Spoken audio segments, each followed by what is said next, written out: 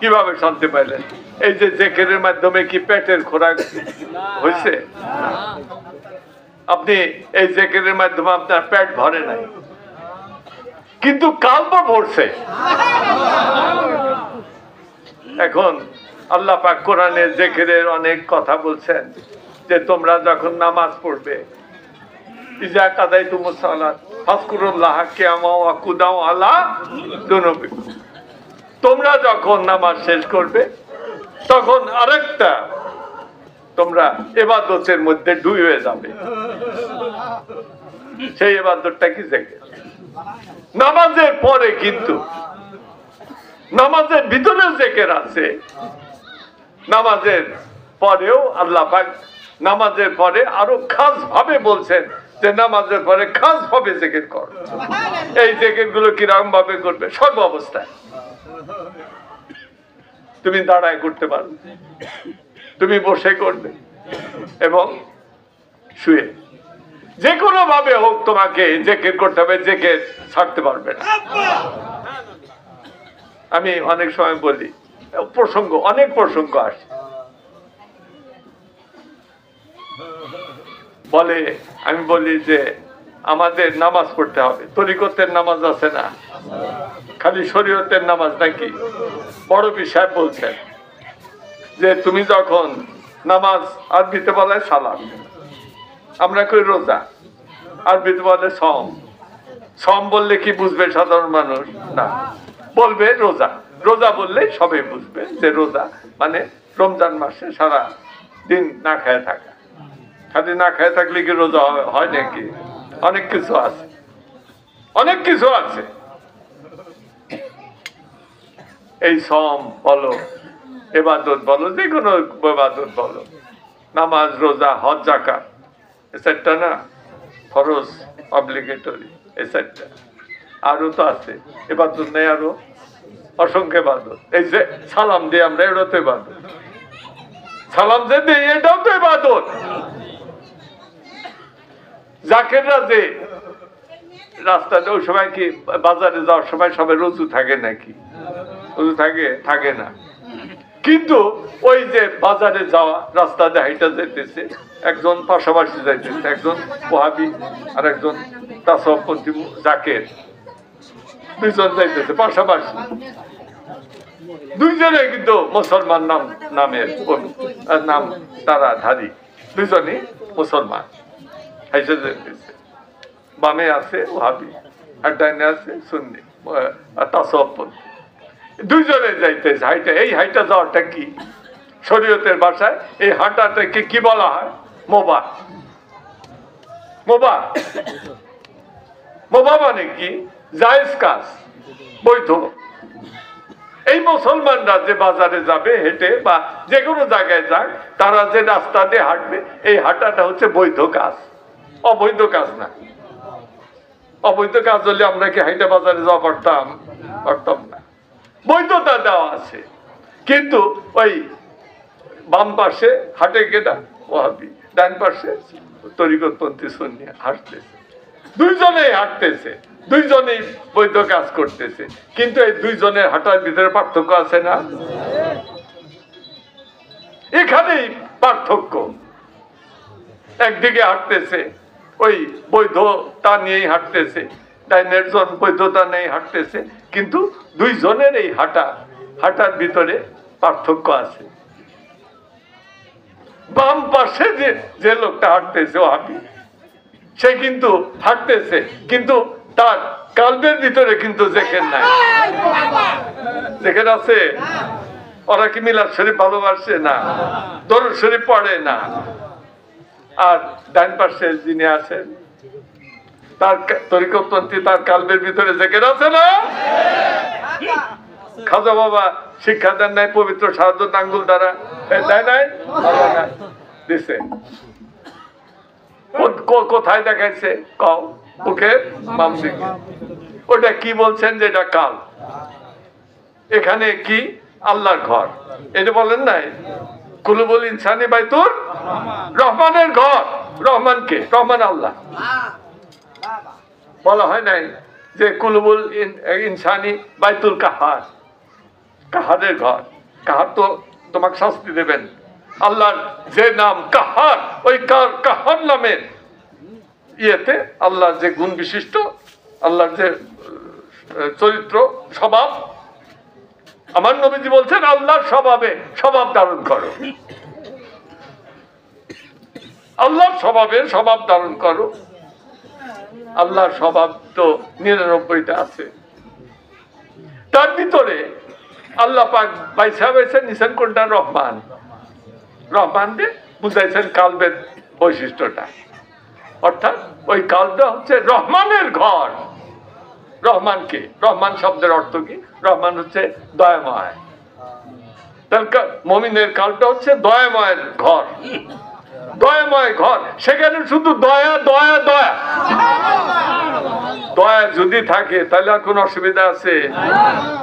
এখন খাজাও বলছেন যে ওই কালবের ভিতরে তোমরা জেকের করবা। জেকেরের শিক্ষা দেন নাই? কালবের ভিতর তো ময়লা আছে, ময়লা আছে না? ছোটবেলা থেকে গুনাহ টুনা করা হইতেছে, একটা দুইটা গুনাহ নাকি, কোটি কোটি গুনাহ। এই গুনাহ তো আছে, এগুলো সাফ করা লাগবে না? নবীজি বলছেন একটা তোমার কালবের উপরে যদি একটা গুনার ফোঁটা পড়ে, তাহলে সাদা কাগজের উপরে যদি একটা কালির ফোঁটা ফালাও, তাহলে ওই সাদা টুপি সাদাই থাকবো না কালা হইব? কালা হইব। এইভাবে আমার নবীজি বলেন ইন্নাল মুমিনা ইজা আজনাবা কানাত সাউদাতুন নুক্তাও, ইন্নাল মুমিনা ইজা আজনাবা কানাত নুক্তাতুন সাউদাউন ফি কালবিহি। হাদিস, সহিহ হাদিস। নবীজি বলেন মুমিন ব্যক্তি যখন গুনাহ করে, সে সুন্নি হোক আর ওহাবি হোক, তার বৈশিষ্ট্যটা, গুনার বৈশিষ্ট্য কি? ওটা কালি ফোঁটা, একটা করে গুনাহ আর একটা করে কালি ফোঁটা পড়বে। কোথায় পড়বে? কালবের ভিতরে। ওই কালটা কিন্তু সাদা কাগজ, কাগজের মতো, কাগজ না, কাগজের মতো। ওই কাগজের উপরে একটা ফোঁটা পড়লো।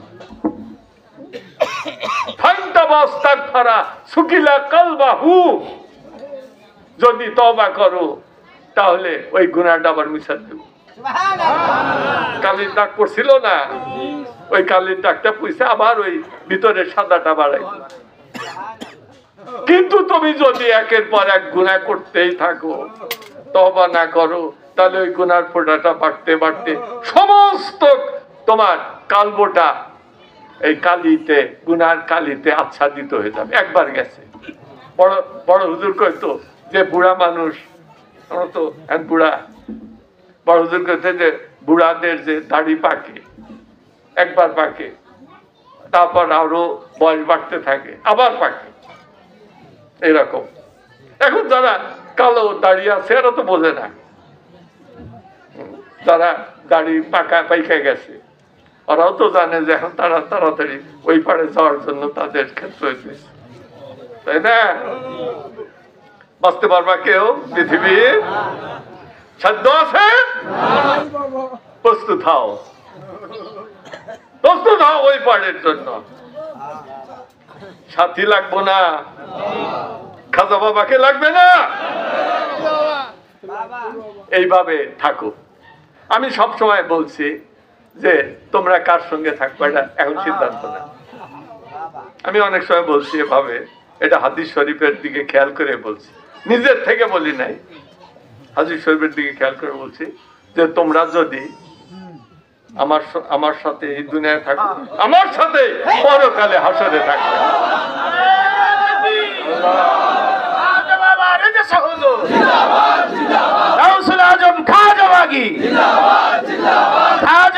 জামালপুরি, জামাল খিজির জামালপুরি, কুতুবুল এরশাদের এদেশে হুজুর, খাজা বাবা এদেশে হুজুর, শাহ খাজা মেজবা হুজুর, আরে তাকবীর, আরে রিসালাত। এই জন্য আমাদের প্রস্তুতি এত কিছু। এখানে আমরা জিকির করলাম একটু সময়, মৌলানা সাহেব ওই কিয়ামের সময় কাসিদা পড়েন, মন একটু খারাপ হয়েছে, কিন্তু জিকিরের মাধ্যমে মন ভরে গেছে না?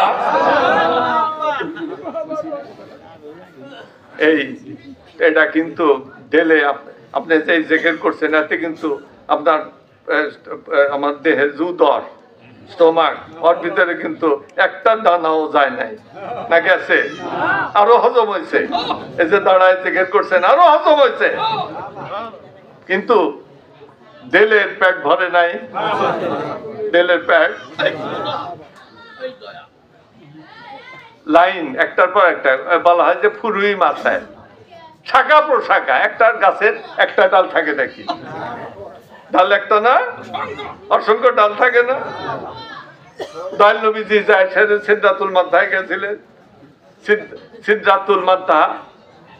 সিদ্ধাতুল মান্তা মানে বড়ি গাছ সে সীমার বড়ি গাছ আছেন একটা ওটা ওই যে শাখা প্রশাখা কয়টা ওটা কি হিসাব করা পারবা ওই সিদ্ধাতুল মান্তা কত শাখা প্রশাখা গাছ একটা শাখা না শরীয়তের যে মশলা ফুরুই মশলা শাখা প্রশাখা অনেক তরিকার যখন আলোচনা করা হয় একটা থার্ক আমি মেজবাবু একটা একদম যে বাবা ভুলছি তো অনেক মনে রাখো বুঝলা যাবো বুড়া বয়সে বলি দেয় ভুলা যায় তো তোমরা খাজা বাবাকে ভুলো না সব বলা পারো কিন্তু খাজাকে ভুলো না তাহলে বাঁচবা একটা কথা আমি বলে দিতেছি তাহলে বাঁচবা আর ওই যে বলছিলাম যে ওই যে দেলের খোরাক খালি খোরাক খাওয়া ইহুদিদের মধ্যে অভিশপ্ত জাত খালি কি করে খাওয়া যাইব খালি ওই খাওয়া কুত্তা জানোয়ারও তো খাওয়া কুত্তা জানোয়ার খাওয়া নাই তো ইহুদিদের খাওয়া দয়াল নবীজির কাছে যায় সেটা খালি কথা কয় কান কথা আল্লাহ খেপছেন ইহুদি পাজিজাত না অভিশপ্ত ইহুদি ওহাবি একরকম শোনা যায় না স্বভাব কিন্তু একই মানে কি ভিতরে নেফাক বলছো নেফাক জিনিসটা কি মোনাফেকি কুফুরি আর নেফাকি কোনটা খারাপ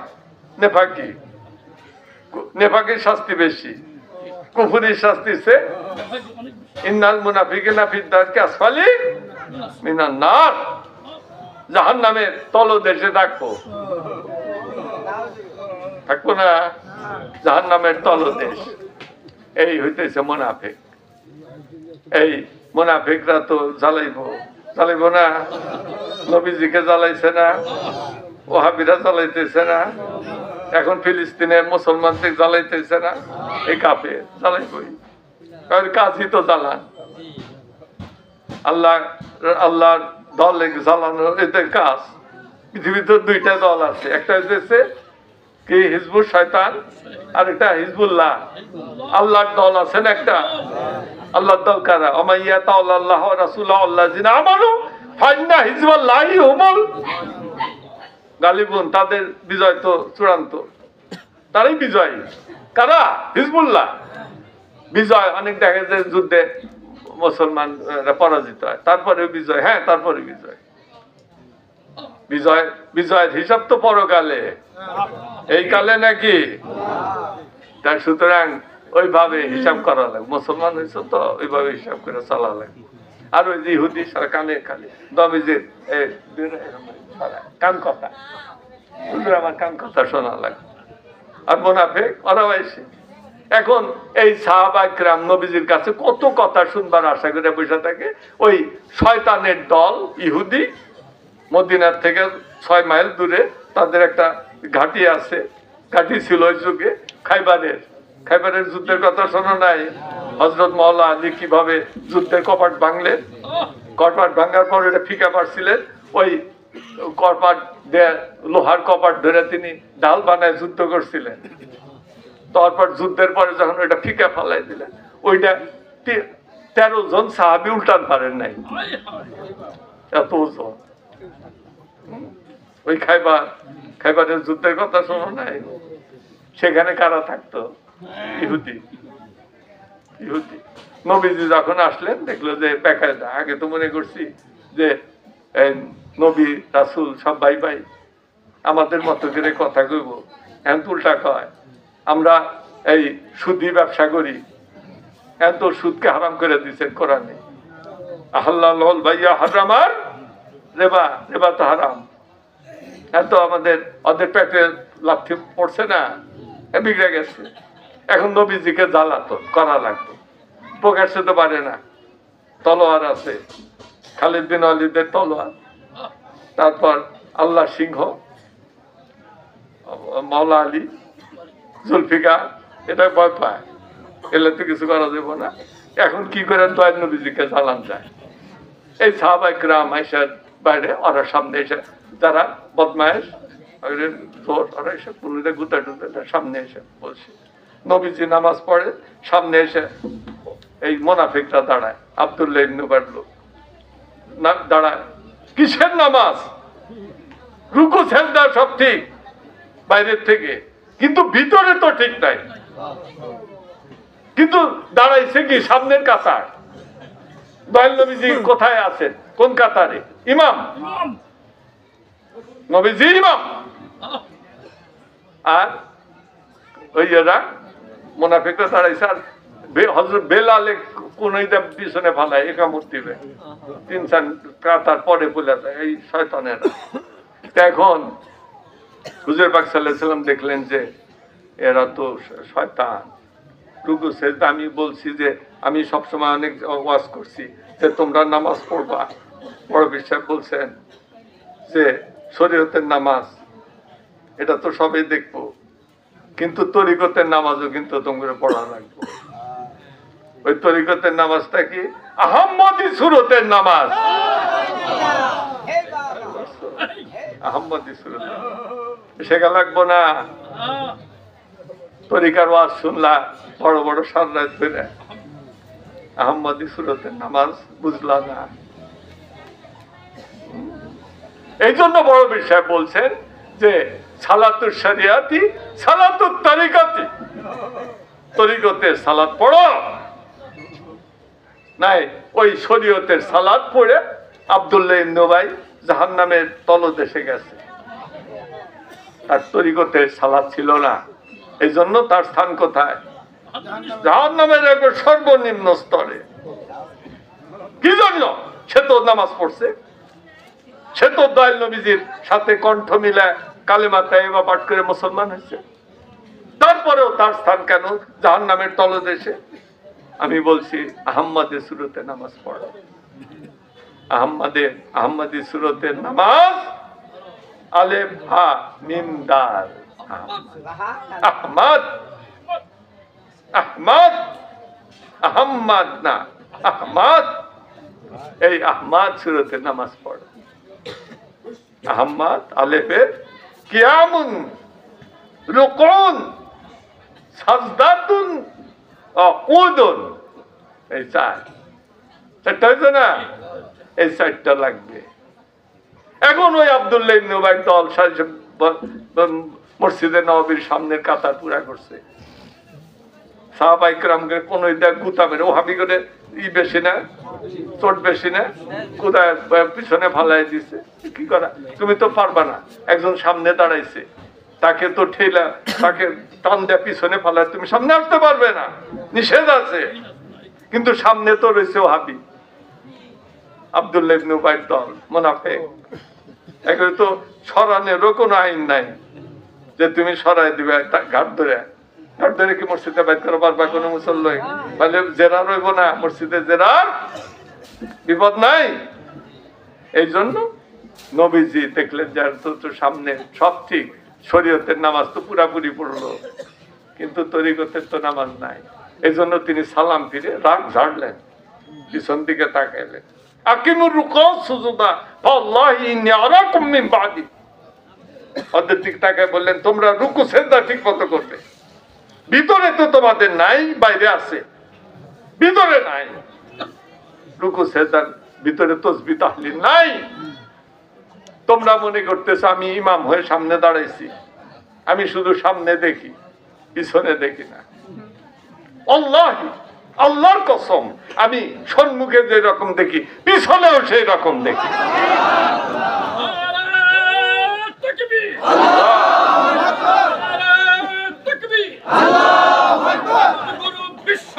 জিন্দাবাদ জিন্দাবাদ নবী লিবান তো আহিলি বায়ান জিন্দাবাদ জিন্দাবাদ ইমাম হাসান ইমাম হোসেন জিন্দাবাদ জিন্দাবাদ রাসূলুল্লাহ সত্য তরিকা জিন্দাবাদ জিন্দাবাদ গাউসে নবী এলাইপুরি জিন্দাবাদ জিন্দাবাদ মহান মুসিদ সম্মগঞ্জি জিন্দাবাদ জিন্দাবাদ মহান মুসিদ খাজাবাগি জিন্দাবাদ জিন্দাবাদ রেজা বাবা জামালপুরি জিন্দাবাদ জিন্দাবাদ মুরিদা নদী রাজা সাবাবা জিন্দাবাদ জিন্দাবাদ জাহাজের নদী রাজা সাবাবা জিন্দাবাদ জিন্দাবাদ নারায়ে তাকবীর আল্লাহু আকবার নারায়ে রিসালাত ইয়া রাসূলুল্লাহ সেই কোনটা বলছিলাম আর সামনে উনি বললেন যে আমি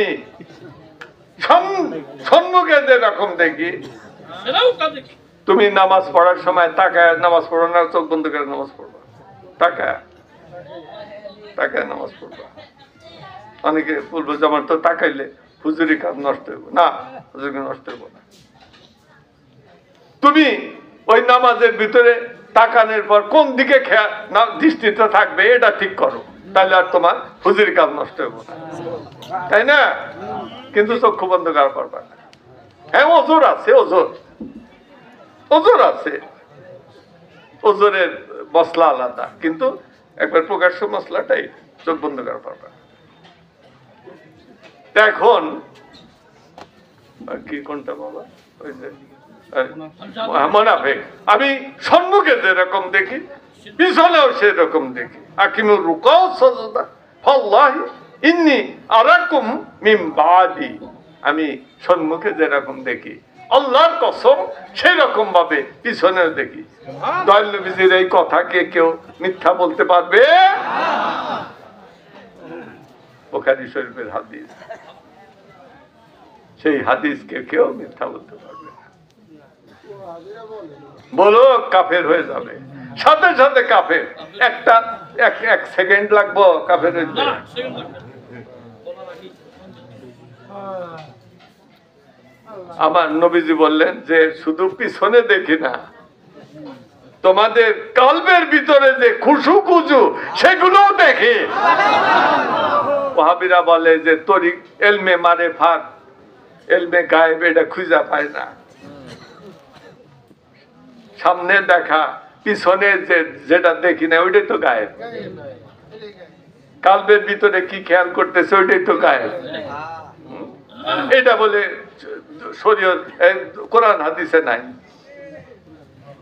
কিরকম শয়তান দেখে, কিরকম শয়তান কোরআন হাদিসকে কিরকম ভাবে তারা ম্যাল প্র্যাকটিসিং করতেছে। তোমাদেরকে মুসলমানদেরকে বিপদগামী করার জন্য শয়তান মানুষের সুরত নিছে, মাথায় পাগড়ি বাঁধছে, লম্বা আস্তিন পড়ছে, সব লেবাস ঠিক করে ফেলছে। কি করা লাগবে? মুসলমানদেরকে ধোঁকা দিয়ে জাহান্নামে নিতে হবে। হুঁশিয়ার হইতে হইব না। একলা পারবা ওই শয়তানগরের সাথে পারবা না, সাথে একজন মহান শক্তিশালী সাইফুল্লাহ লাগবে না, আল্লাহ সিংহ। বুয়ালি লাগবো না, বুয়ালি হযরত আলী মাওলা আলীর গ্রান লাগবো না শরীরের সাথে, শরীরের সাথে গ্রান মাখান লাগবো না। গ্রান যদি থাকে তাহলে তো শয়তান আসা পারবো না। শয়তান আসতে পারবে? এই যে কয়েকদিন আগে করোনা হইলো, কয়েক বছর আগে হাজার হাজার লোক মরলো। ওই সময় দেখে যে করোনা খেয়ে তো মারা যায় না, কোনো ওষুধে মরে না। হ্যাঁ, তাই গবেষকরা বিভিন্ন গবেষণা করতেছে, দেখে যে করোনা কি সবকিছুতে আগুনে ধ্বংস হয়। আগুনটা দেখি পরে 100 ডিগ্রি সেলসিয়াস। 100 ডিগ্রি সেলসিয়াস মানে কি? যে তাপে পানি বলক পড়ে, ওই পানির ভিতরে যদি হাত দাও হাত পুড়ে যাবে না। আমি অস্ট্রেলিয়ায় ওই সময় আমার এক বন্ধু, আমাদের এক কাজিন, আমার কি ফুফাতো ভাই ডাক্তার মনোয়ার, ওকে বললাম যে পানি, গরম পানির ভিতরে যদি করোনা ভাইরাস দেওয়া যায় মরবো না। তো কয় যে 250 ডিগ্রি সেলসিয়াসে মরবো। তা 250 ডিগ্রি সেলসিয়াস তাপ 100°C তার পানি বলক পড়ে, যার ভিতরে হাত দেওয়ার সাথে তোমার চামড়া খুঁজে যাবে। 250°C দিয়ে গোসল করা পারবা? মরবা না? ওই করোনা ভাইরাস মারবার যায়, নিজে মরবা না? সুতরাং এটা তো হবে না, তাহলে ওকে মারবা কিভাবে? ওই গবেষণা করে পাইছে যে সাবান সবচেয়ে কম দামি, তাই না? কত সেকেন্ড? 5 second, 20 second. 20 সেকেন্ডে যদি মাছ করো তাহলে মরবো। এখন শয়তানকে মারবা কিভাবে? ওটা তো করোনা ভাইরাসকে তো সাবান দিয়ে মারা যায়, শয়তানকে মারবা কিভাবে? খাজা বলছেন না যে আল্লাহর জিকির, শয়তান ইবলিস শয়তানে মারা পারবা না। ইবলিস ওই বুড়াক মারা পারবা? আল্লাহ পাক তো কিয়ামত পর্যন্ত হায়াত দিছে, কিন্তু চেলা চামুন্ডা করে মারা পারবা, চেলা চামুন্ডা ওগুলা মরবো। একবার হযরত ওমর রাদিয়াল্লাহু তাআলা আনহু, যিনি আছেন ইসলামের বীর পুরুষ, তাই না? হযরত ওমর একবার শয়তান ভয় পায় নাই? হযরত ওমর মসজিদে নববীতে সাহাবীরা ফজরের নামাজের পর মসজিদে নববীর বারান্দায় বসে তারা আলাপ করতেন। একবারে নামাজের পর, ফজরের নামাজের পর অনেক সাহাবী ঘিরে বসে আলাপ করতেছে যে আজকে গত রাত্রে একটা ঘটনা ঘটে গেছে। যে কি ঘটনা? যে গত রাত্রে মদিনা শরীফে ইবলিস শয়তান আসছিল।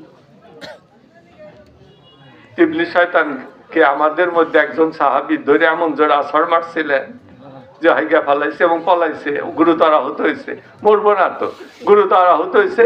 আমার জীবনে যে আঘাত পাইছে, 1 বছর আর মদিনায় আসবো না। তো অনেক সাহাবা কেরাম যারা শুনলেন, ওকে কে আমাদের মধ্যে কে আছাড় দিছে? এটাও বুঝতে পারো নাই হযরত ওমর ছাড়া শয়তানে কে আছাড় দেবে?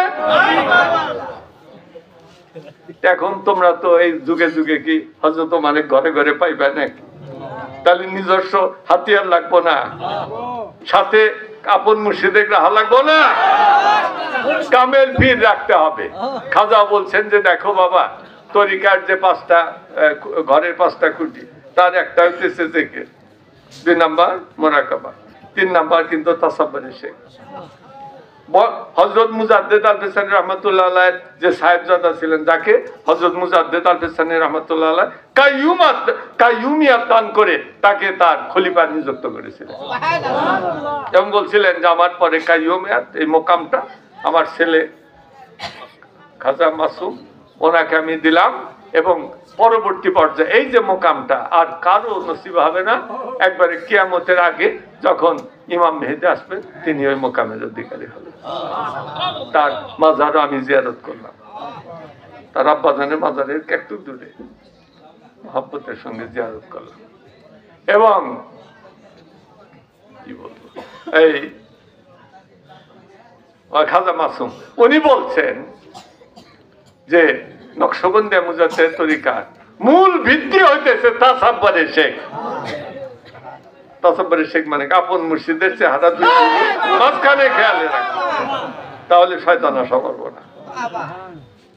তাহলে শয়তানের আছাড় দেওয়া হইলো, শয়তান আছাড় পড়বো, ও আছাড় মারা হইব আর কি। এখন আমাদের এই তরিকার নিয়মগুলো মাইনে চলতে হবে। অনেক কথা ছিল, আমরা ওয়াজ নসিহত আর পরে আসা হইব না বাবা। ওই যে শয়তানের একটা কেচ্ছা কই, ইহুদি শয়তান, শয়তানের কেচ্ছা না করলে আরো তো বোঝে না, তাই না? কেচ্ছার দ্বারা অনেক বোঝে। তো ওই ইহুদি শয়তান, ওরাও শয়তান না, বড় শয়তান, মানুষ শয়তান, মানুষ শয়তান, জিন শয়তান, কবির শয়তান, নফসর শয়তান, বাদ দাও কে, নফসর শয়তান, এই সব শয়তান। এত শয়তানের ভিতরে একলা পারবা? নবীজি বলছেন যে রাস্তা দিয়ে পথ চলো, কখনো একলা পথ চলো না, তাহলে কিন্তু শয়তান তোমার সাথে নিব, তোমার সাথে কিন্তু শয়তান সাথী হইব তোমার। এই জন্য একলা চলবা না। আমরা অনেক সবসময় কি একজন সাথী পাওয়া যায় নাকি? তাহলে উপায়টা কি? ওই তোমার মুর্শিদকে সাথে রাখো,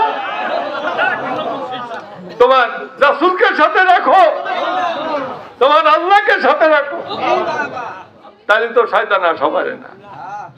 এই জন্য তরিকার যে শিক্ষা খাজা বলছেন যে ওইটা কিন্তু মূল তাসাব্বুরের শেখ।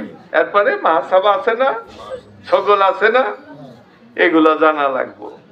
এগুলা ছাড়া তরিকা তোমরা সফল হইতে পারবে না।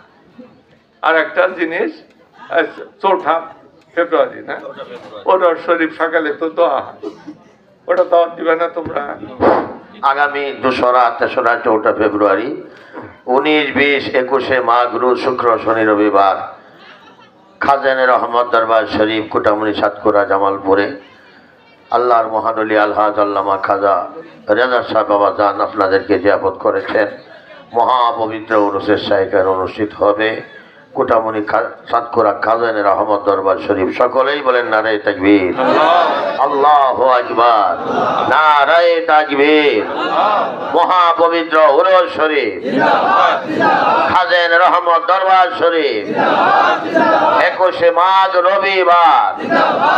নারায়ে তাকবীর, নারায়ে রিসালাত।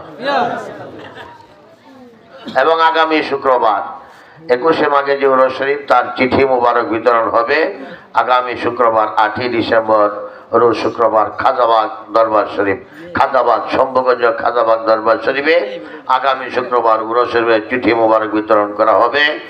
যারা ওই লিডার যারা আছেন, যারা চিঠি মুবারক আনেন বিতরণ করেন, আপনারা ওই দিন খাজাবাগ দরবার শরীফ থেকে চিঠি মুবারক সংগ্রহ করবেন। ওই ইহুদি শয়তান তারা দয়াল নবীজিকে জ্বালায়, এখনো হবিরা জ্বালায় না, ওলিয়া জ্বালায়, একই খেলায়। ওই হুজুর পাক সাল্লাল্লাহু আলাইহি সাল্লামকে যা প্রশ্ন করে তারাই সামনে দখল করে, রাস্তার সামনে নবীজির চারদিকে ঘিরা বসে হাবি ইহুদি। আচ্ছা, দয়াল নবীজির সঙ্গে কানে কানে কথা কয়, কানে কানে কথা কয়, একান্ত কথা, কানে কানে কথা। আর সাহাবায়ে কেরাম এই যে গরিব অনেকে কত মহব্বত নিয়ে কানতেছে দূরে, ওরা তো ভিতরে আশা বাড়তেছে না, আর ওরা কানে কান কথা কয়। আল্লাহ দেখলেন এ শয়তান, এগুলো তো বাগান লাগবো, কৌশল নিয়ে বাগান লাগবে, কৌশল। আল্লাহ পাক কোরআনে আয়াত নাযিল করলেন যে আমার হাবিব পাকের সঙ্গে যদি তোমরা কেউ কান কথা কইবার চাও, তার আগে নজর দিয়ে নিবে। এই কথা কইলে এখন ইহুদি শালার শয়তান গুলা সব বাগছে। দিনের ভিতরে 100 বার কান কথা কইতো, মুখ ঘুরাই কান মুখের কাছে কান নেই, কানের কাছে মুখের মুখ দেখা ছাপ লাগে না কানে শয়তান। আর পরে 100 বার করে কইতো, আর 100 বার কইতে প্রত্যেকবার যে নজর দেওয়া লাগে, হাতে দেওয়া লাগে, অসুবিধা হয়েছে না? আর একটা ভিউ দেয়ছে না, একটাও হাবি আসে না, সব ভেঙে গেছে। আব্দুল্লাহ ইবনে উবাইর দল আর ইহুদির দল ভেঙে গেছে। এখন সাহাবায়ে কেরাম দেখে যে আমাদের পথ সোজা, খোলাসা, কিন্তু মদিনার যারা গরিব সাহাবী ওদের পকেটে টাকা নাই, এখন কি করে দেবে? পরের দিনই আল্লাহ পাক ওই আয়াতটা মনসুখ করে দিলেন, বাতিল করে দিলেন। কারণ ওর স্পিডটা থেকে গেল, নজর যে দেওয়া ওটা বাতিল হইল না, কিন্তু ওই অসুবিধার জন্য ওটাকে বাতিল করা হইল যে নজরটা এই নজর না দিও, আলাপ করো তোমরা, তোমরা যারা আশেক তোমরা আলাপ করো, কিন্তু হাবিরা ভেঙে যাক।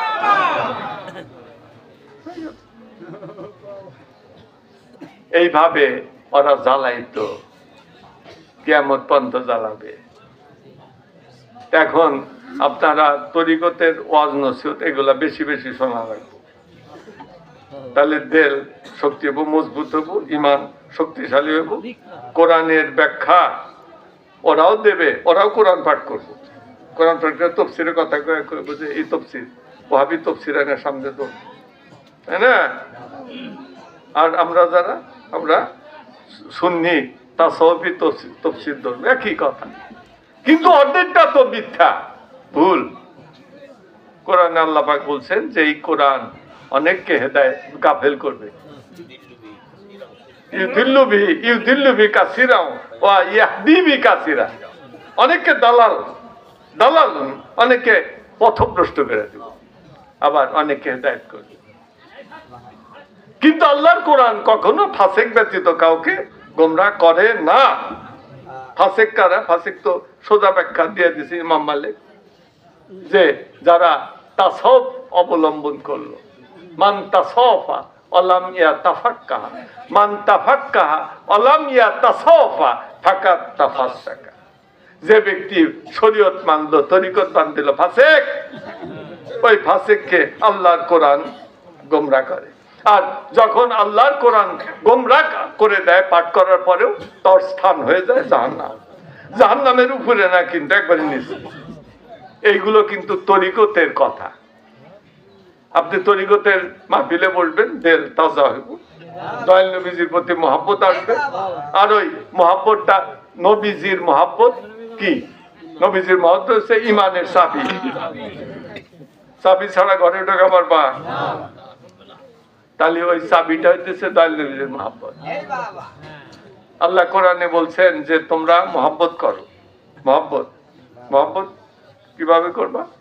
মহব্বত কাকে কাকে করবা? দুনিয়ার মহব্বত, ছেলে মেয়ের উপর মহব্বত থাকবোই। এখন বাদ দেওয়া যায় নাকি?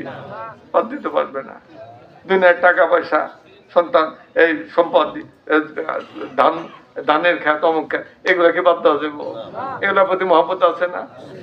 আছে, থাকবেই। স্বভাবজাত ব্যাপার, এটা বাদ দেওয়া যায়। ফিতরাত, আল ইসলামুদ্দিনুল ফিতরাত। ইসলাম হচ্ছে ফিতরাতের ধর্ম। তোমার স্বভাব, তুমি তোমার স্ত্রী পরিজনকে ভালোবাসবে, এটা স্বভাব ধর্ম ইসলামের ভিতরে, ইসলামের বাইরে না।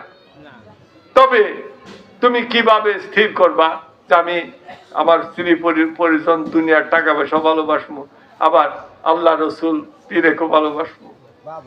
এর মধ্যে কি পার্থক্য করবো? কোরআনে তো আল্লাহ পাক বলছেন যে তোমরা তিন ক্ষেত্রকে, তিন জনের সঙ্গে সর্বাত্মক বন্ধুত্ব করো, মহব্বত করো, সর্বাত্মক। আমাইয়া তাআল্লাহ ওয়া রাসূলুহু ওয়াল্লাযিনা আমানু ফাইন্না হিজবাল্লাহি হুমুল গালিবুন। তোমরা আল্লাহর সঙ্গে বন্ধুত্ব করো। অলিউন মানে বন্ধুত্ব। তোমরা আল্লাহর সঙ্গে তোমরা আল্লাহর সঙ্গে বন্ধুত্ব করো, আল্লাহ রাসূলের সঙ্গে বন্ধুত্ব করো, এবং আল্লাহর ওলিদের সঙ্গে বন্ধুত্ব করো। তাহলে তোমরা হবে হিজবুল্লাহ, আল্লাহর দল। তোমরাই হবে বিজয়ী। গালেব মানে বিজয়। তোমরা হবে বিজয়। তাহলে তোমরা এই সর্বাত্মক যে মহব্বতের শিক্ষা কোরআন আল্লাহ দিয়ে দিছে, সর্বাত্মক মহব্বত, এই মহব্বতকে আমার সবার উপরে রাখা লাগবে, আর দুনিয়ার মহব্বতের নিচে রাখা লাগবে। মৌলানা রুম রহমতুল্লাহ আলাইহি মুসনবির ভিতরে একটা ভালো উদাহরণ ব্যাখ্যা দিছে কিভাবে করবা। তিনি বলছেন, তোমাদের এই জীবনটা হচ্ছে একটা নৌকার মতো, তরীর মতো নৌকা, যেটা জীবন তরী, পানির উপরে ভাসবে। দুনিয়াটা, এই দুনিয়ার জীবনটা হইতেছে একটা সমুদ্র। এই সমুদ্রের উপরটা তোমার ওই তরীটা ছুটবে, ছুটে ওই পারে যদি যাইতে পারো, ওই পারে হচ্ছে তোমার আসল নিবাস। আমাদের প্রিয় কবি নজরুল বলছিলেন, আমার মোদের আখের মোকাম ফেরদাউস, খোদার আসন যে তাই রয়, ওটা ওই পারে যাইতে হবে। এই সমুদ্র ভবন, সমুদ্র পাড়ি দেওয়া লাগবে। এই পাড়ি দেওয়ার জন্য যে সফিনা, নৌকা, এই নৌকাকে চালাতে হবে তোমার। কিভাবে চালাবে? তিনি বলছেন, মৌলানা রুম রহমাতুল্লাহ বলছেন যে যে এই আবে দার কিস্তি পস্তি কিস্তিয়াস, আবে অন্দার কিস্তি হালা কিস্তিয়াস। তোমার দুনিয়ার মহব্বত, এটাকে তুমি তোমার নৌকার তলদেশে রাখো। তাহলে কি হবে? তোমার নৌকা গতিশীল হবে। নৌকা পানি ছাড়া চলতে পারবে না। পানি ছাড়া নৌকা চলে? ডাঙ্গায় নৌকা চলবে? ওই পানি করো দুনিয়ার মহাব্বতকে নিচে দাও, আর ওই দুনিয়ার মহাব্বতটা নৌকার ভিতরে দাও, নৌকা ডুববো, তলে রাখো, নৌকা চলবো। ওই মহাব্বতটাই যদি পানিটা নৌকার ভিতরে দাও, নৌকা ডুববো। তাই নৌকার ভিতরে থাকবে আল্লাহ, আল্লাহর রাসূল এবং আল্লাহর ওলির মহাব্বত। এটাই ফয়সালা। মানে এ বলা হয় যে এইটাই হইতেছে চূড়ান্ত এবং শেষ কথা, এরপর আর কথা নাই। আমার সাথে সাথে সবাই পড়ে। মেয়া ভাইরা সকলে আত্মাহিয়াত শুনতে বসেন, মা বোনেরা আপনারাও আত্মাহিয়াত